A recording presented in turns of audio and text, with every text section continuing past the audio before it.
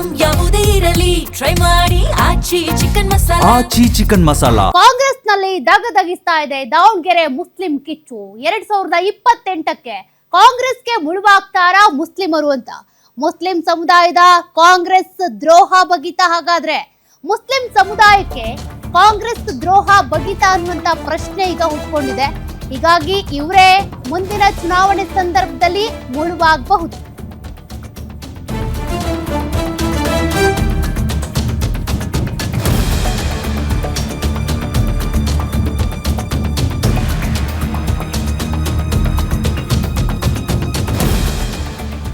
ನೋಡಿ, ಮುಸ್ಲಿಂ ಸಮುದಾಯ ಇಲ್ಲದೆ ಕಾಂಗ್ರೆಸ್ ಇಲ್ವಾ?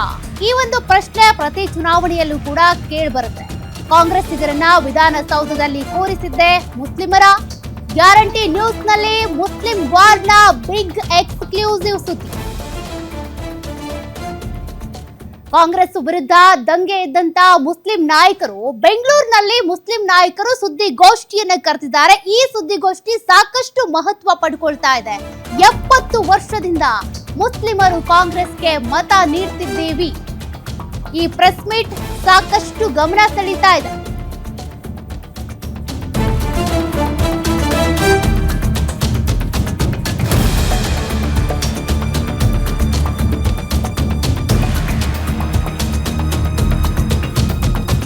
ಕಾಂಗ್ರೆಸ್ನ ಉಳಿಸಿ ಬೆಳೆಸ್ಕೊಂಡು ಬಂದಿದ್ದೆ ಮುಸ್ಲಿಮರು. ಆದ್ರೆ ದಾವಣಗೆರೆ ದಂಗಲ್ನಲ್ಲಿ ಮುಸ್ಲಿಮರಿಗೆ ಅನ್ಯಾಯ ಆಗಿದೆ. ಜಬ್ಬಾರ್ ನಜೀರ್ ಅವರನ್ನ ಮೂಲೆಗೆ ಸೇರಿಸುವ ಕೆಲಸ ಮಾಡಿದ್ದಾರೆ. ಈಗ ಜಮೀರ್ ಅಹ್ಮದ್ ಟಾರ್ಗೆಟ್ ಮಾಡ್ತಾ ಇರೋದು ಸರಿಯಲ್ಲ. ಮುಸ್ಲಿಂ ಸಮುದಾಯಕ್ಕೆ ಕಾಂಗ್ರೆಸ್ನಿಂದ ಅನ್ಯಾಯ ಆಗಿದೆ. ಕಾಂಗ್ರೆಸ್ಸಿಗರನ್ನ ವಿಧಾನಸೌಧದ 3ನೇ ಮಹಡಿಯಲ್ಲಿ ಕೂರಿಸಿದ್ದೆ ಮುಸ್ಲಿಮರು ಅಂತ ಪ್ರೆಸ್ ಮೀಟ್ ನಲ್ಲಿ ಹೇಳಿದ್ದಾರೆ. ಅದು ಸಿದ್ದರಾಮಯ್ಯ ಇರಬಹುದು, ಮುಂದೆ ಯಾರೇ ಬರಬಹುದು, ಅದು ಮುಸ್ಲಿಮರಿಂದಲೇ ಆಗಿದೆ. ಕಾಂಗ್ರೆಸ್ಗೆ ಮುಸ್ಲಿಂ ಅವಶ್ಯಕತೆ ಇದೆ. ಕಾಂಗ್ರೆಸ್ ಅವಶ್ಯಕತೆ ಮುಸ್ಲಿಮರಿಗೆ ಇಲ್ಲ ಅಂತ ಮುಖಂಡರು ಬೇಸರ ವ್ಯಕ್ತಪಡಿಸಿದ್ದಾರೆ. ಕಾಂಗ್ರೆಸ್ ವಿರುದ್ಧ ರೊಚ್ಚಿಗೆದ್ದಂತ ಮುಸ್ಲಿಂ ಮುಖಂಡರು ಎಲ್ಲ ಸದಸ್ಯರಿಗೆ, ಅಧ್ಯಕ್ಷರಿಗೆ, ಹೈಕಮಾಂಡ್ಗೆ ಎಲ್ಲರಿಗೆ ಎಚ್ಚರಿಕೆ ಕೊಡೋದು ಏನೆಂದರೆ, ನಮ್ಮ ಹಿರಿಯ ನಾಗರಿಕರು, ಹಿರಿಯ ಅಬ್ದುಲ್ ಜಬ್ಬಾರ್ MLC ಸಾಹೇಬರು ಹಾಗೆ ನಸೀರ್ ಅಹಮದ್ ಸಾಹೇಬರು ದೇವರಾಜ ಕಾಲದಿಂದ ಕಾಂಗ್ರೆಸ್ ಪಕ್ಷಕ್ಕೋಸ್ಕರ ತಮ್ಮ ಎಲ್ಲ ಶಕ್ತಿಯನ್ನು ತೋರಿಸಿ ಬೆಳೆಸಿ ಅದಕ್ಕೆ ಕಾಪಾಡಿಕೊಂಡು ಉಳಿಸ್ಕೊಂಡು ಬಂದವರು ಇಂಥ ನಾಯಕರು. ಇವ್ರಿಗೆ ಗುರಿ ಮಾಡಿ ಇವ್ರಿಗೆ ಮೂಲೆ ಸೇರಿಸುವಂತ ಕೆಲಸ ಮಾಡಿರುವುದು ನಮ್ಮ ಮುಸ್ಲಿಂ ಸಮುದಾಯಕ್ಕೆ ತುಂಬಾ ಧಕ್ಕ ಬಂದಿದೆ, ತುಂಬಾ ಬೇಸರ ಆಗಿದೆ. ಇನ್ನೇನೆಂದರೆ, ಹಾಗೆ ಅಷ್ಟೇ ಅಲ್ಲ, ಮುಂದೆ ನಮ್ಮ ಜನನಾಯಕ ಎಲ್ಲ ಮುಸ್ಲಿಂ ಬಾಂಧವರಾದ ಜೀವ BZ ಜಮೀರ್ ಅಹಮದ್ ಅವರು ಕೂಡ ಒಂದು ಗುರಿ ಮಾಡುತ್ತಾ ಇದ್ದಾರೆ.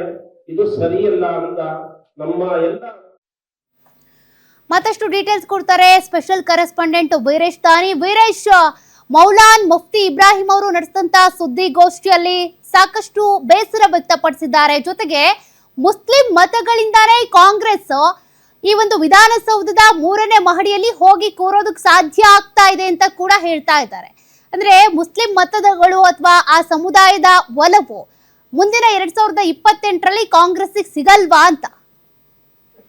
ಸೌಖ್ಯ, ಇವತ್ತು ರಾಜ್ಯ ಮಟ್ಟದ ಉಲ್ಮಾ ಮಂಡಳಿ ಅಂದ್ರೆ ರಾಜ್ಯದ ಪ್ರಮುಖ ಮಸೀದಿಗಳಾಗಿರ್ಬೋದು, ಧಾರ್ಮಿಕ ಗುರುಗಳು ಎಲ್ಲರೂ ಸಹ ಬೆಂಗಳೂರಿನಲ್ಲಿ ಜಂಟಿ ಸುದ್ದಿಗೋಷ್ಠಿಯನ್ನ ನಡೆಸಿರುವಂತದ್ದು.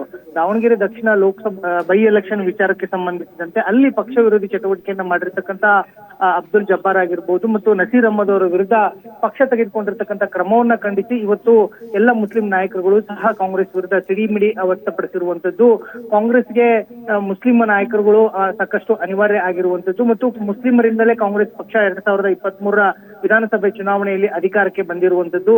ಇದೇ ರೀತಿಯಾದಂತಹ ವರ್ತನೆಯನ್ನ ಕಾಂಗ್ರೆಸ್ ಪಕ್ಷ ತೆಗೆದುಕೊಂಡ್ರೆ ಮುಂದಿನ ದಿನಗಳಲ್ಲಿ ನಾವು ಪರ್ಯಾಯವಾಗಿ ಚಿಂತನೆಯನ್ನ ಮಾಡಬೇಕಾಗುತ್ತೆ. ಇವತ್ತು ಮುಸ್ಲಿಮರಿಂದನೇ ವಿಧಾನಸೌಧದಲ್ಲಿ ಕಾಂಗ್ರೆಸ್ ಸರ್ಕಾರ ಅಧಿಕಾರಕ್ಕೆ ಬಂದಿರುವಂತದ್ದು. ಈ ಕೂಡಲೇ ಅಬ್ದುಲ್ ಜಬ್ಬಾರ್ ಹಾಗೂ ನಸೀರ್ ಅಹಮದ್ ಅವರ ವಿರುದ್ಧ ತೆಗೆದುಕೊಂಡಿರ್ತಕ್ಕಂಥ ಕ್ರಮವನ್ನ ಕೈ ಬಿಟ್ಟು ಅವ್ರಿಗೆ ಕೊಡ್ಬೇಕಾಗಿರ್ತಕ್ಕಂಥ ಎಲ್ಲ ಸ್ಥಾನಮಾನಗಳನ್ನು ಸಹ ಅವರಿಗೆ ಮರಳಿ ಕಲ್ಪಿಸಬೇಕು. ಇಲ್ದಿದ್ರೆ ಮುಂದಿನ ದಿನಗಳಲ್ಲಿ ಮುಸ್ಲಿಂ ಸಮುದಾಯ ಪರ್ಯಾಯವಾಗಿ ಯೋಚನೆಯನ್ನ ಮಾಡಬೇಕಾಗುತ್ತೆ ಅನ್ನೋ ಒಂದು ಎಚ್ಚರಿಕೆಯನ್ನ ಇವತ್ತು ಎಲ್ಲ ಮುಸ್ಲಿಂ ನಾಯಕರು ಕೊಟ್ಟಿರುವಂತದ್ದು. ಸೌಖ್ಯ.